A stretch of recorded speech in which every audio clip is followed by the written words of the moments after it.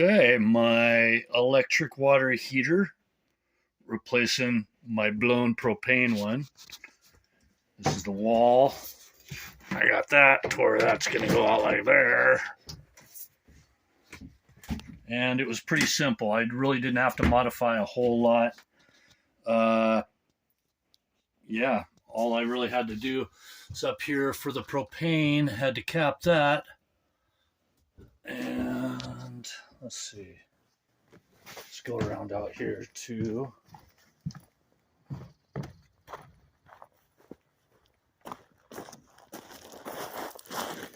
The outside, I can show you what I did out here.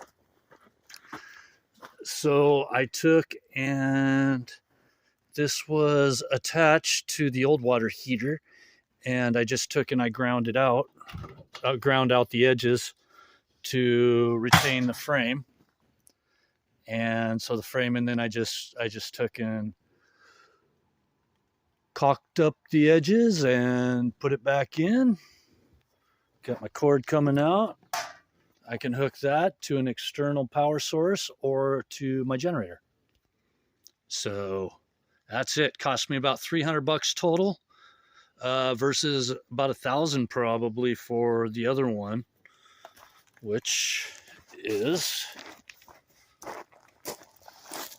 Deaf Dog right over here.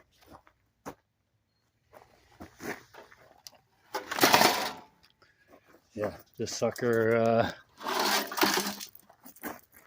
popped right there, made a mess. Easy money.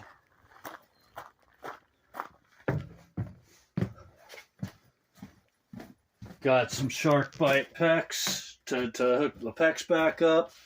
Just a few corners is all it took. That's all original. Corners just to give me the hot and the cold. And we're good to go. We're good to go. Thanks.